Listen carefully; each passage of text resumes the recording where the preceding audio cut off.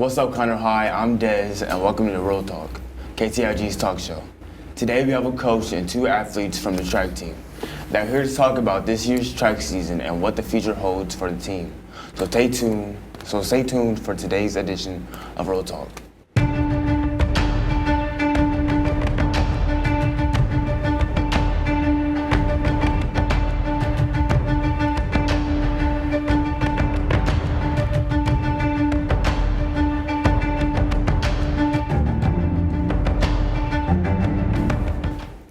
Once again today, we would like to welcome our special guest panel. Let's start today by first welcoming Coach Hurd. Tell us a little bit about yourself.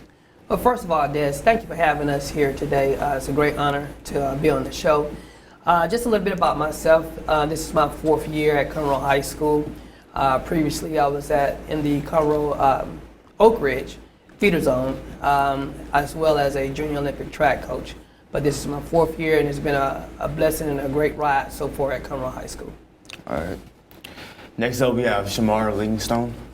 Shamar Livingstone here, senior, 110 hurdler, and 300-meter hurdles. First year actually as a hurdler. 4 years experience on varsity, which is where I started as a freshman, but just trying to get better every day and better my craft and get ready for regionals, which that's on Thursday. All right. Yes, sir. Lastly, we have Jamal Dawson. Yes, sir. Thanks for having me. My name is Jamal Dawson. I'm the senior class vice president, 2nd year varsity high jumper, and that's pretty much it. All right. So now that you know who's here, let's start out with this. We're gonna start with Coach Hurd. How has this season varied from past seasons? Wow, Des, the biggest thing is the COVID environment. Trying to manage that and to actually keep a team that you can actually feel for a track meet. With the uncertainties in this COVID environment, this pandemic, it's been very challenging. So that's the biggest difference. In years past, you knew what was going on, you knew what the schedule was going to be like, but now you just have to be prepared for anything that comes your way. So the COVID held back the track team and practice and all that? Man, we took a hit starting in cross country. We were supposed to be one of the top teams in the district. We lost 2 of our top kids, ended up finishing 3rd though. Same thing happened in track, particularly on the JV and freshman level. 2 days before the district championship, we were trying to fill a squad.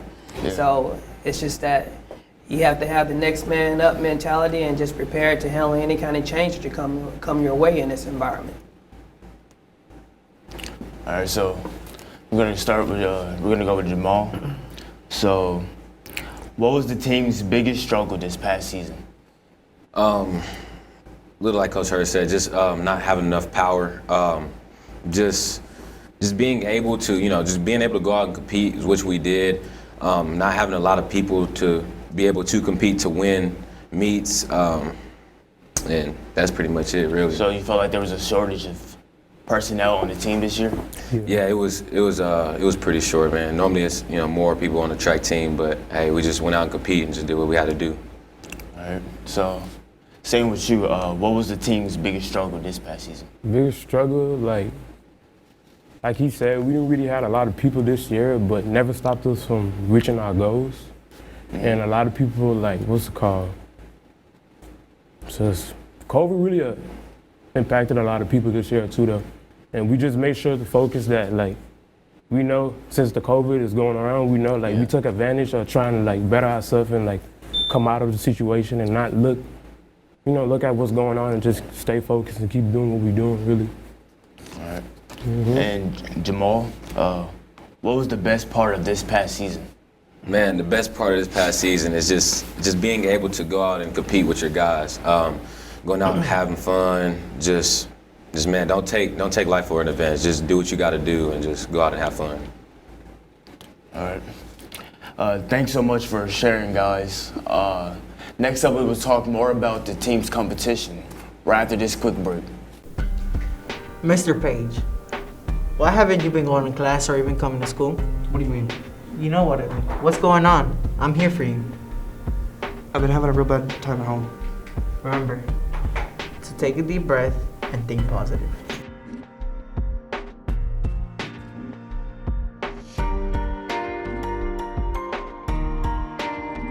Welcome back, guys. Now we want to shift a little and talk about the team's competition. So, starting with Shamar, how much work goes into practicing and conditioning in order to grow? In order to grow, man, it's a lot of work. I take no days off.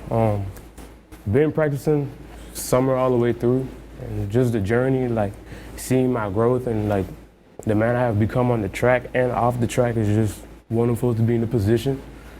And it's a lot of practice you can't like, you just can't end up thinking something gonna happen without practicing. Everything takes practice and, you know. All right, so you do hurdles, right? I do hurdles, yes sir. So like, what did you have to do to prepare for hurdles? Like before the race? Before the race? Yeah. Get my mind right, try to like, you know, positive thoughts throughout the whole day. Positive thoughts, once I get on that bus to the track meet, it's all positive thoughts, you know, executing the race and just really just staying positive throughout the whole day and just not thinking about negativity.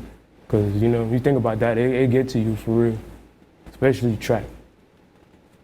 So, Jamal, how often do you train for competition?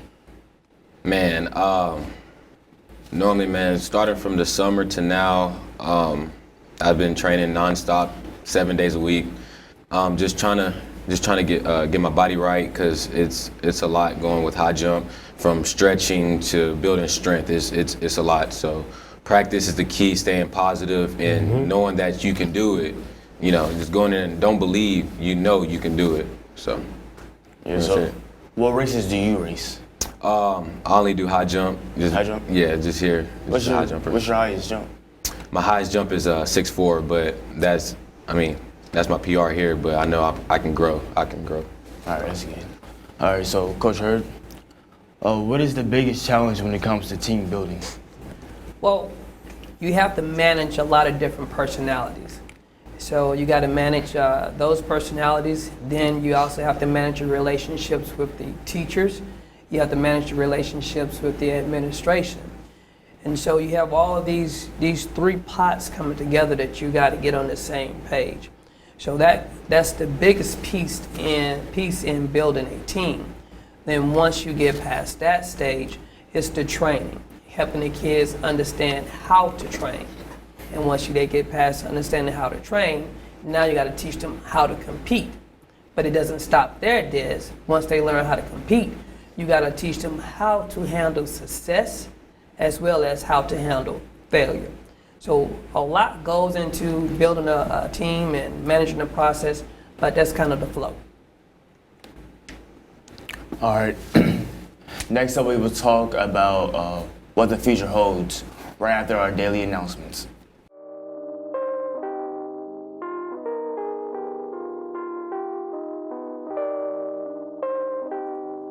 DECA will be having its end of the year celebration on Wednesday, April 28th after school at Mrs. Hines' room.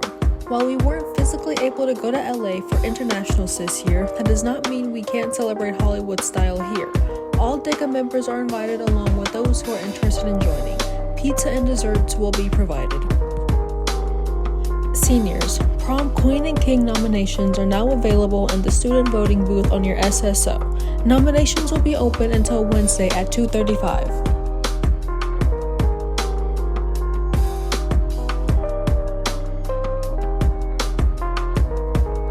This week's College of the Week is Texas A&M University San Antonio.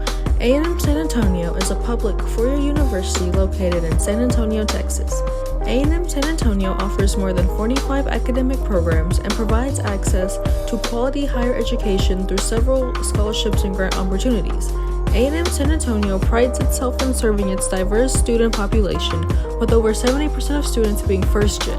98% of students received financial aid, and about $2.5 million was awarded in scholarship money in 2019 and 2020. Explore the opportunities that the San Antonio A&M has to offer as the fastest growing university in the Texas A&M system.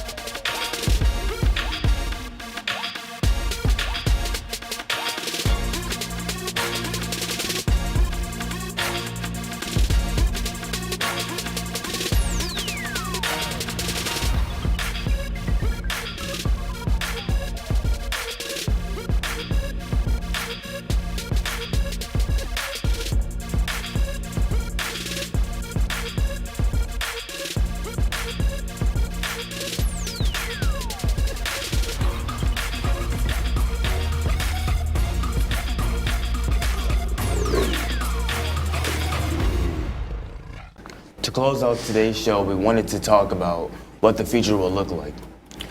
Starting with Jamal, what are your plans for after high school?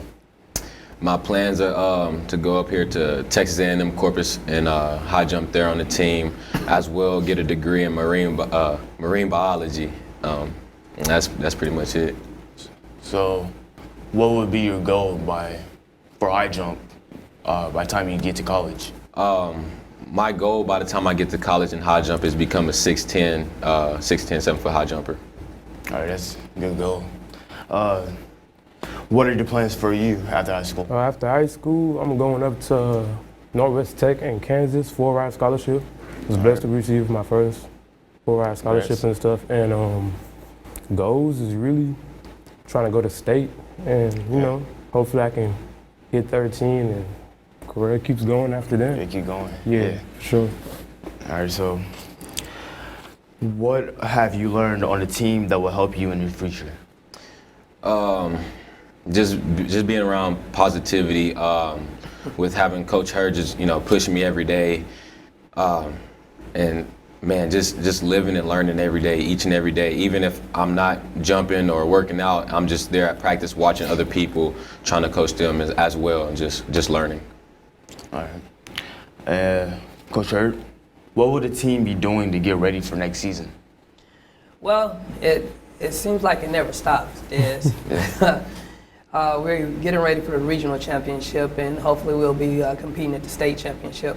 Once we finish that phase, we'll take probably a week or two off, and then we'll start our summer training, getting ready for next year. So we'll go over the goals that the kids want to have, and we'll be taking a look at some of the younger kids that are coming up and evaluating and see where we are as a team going into the next season. So it's a continuous process. So when will the next season start? The next season will start the day after state.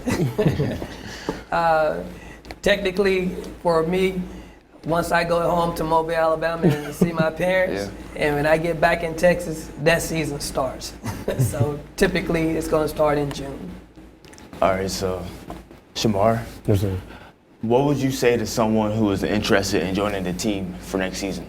Joining the team, feel like just don't be scared, be yourself, and never be like, don't worry what people got to say. Just do you and, chase your dreams and see your goals and try to execute it and believe in yourself, which that's what I did, Yeah. as being a part of the team, you know what I mean? So what's some advice that you would give to some? These people out there, just try to change the way how things is, try to be someone to be the first person to, go and change like the whole program or the whole track industry or whatever sport you play, you know what I mean? Yeah. Like stand out, don't always trying to be the same as everybody else around you because they doing the same stuff, you know what I mean? Try to be something different, you know what I mean? So, Yeah.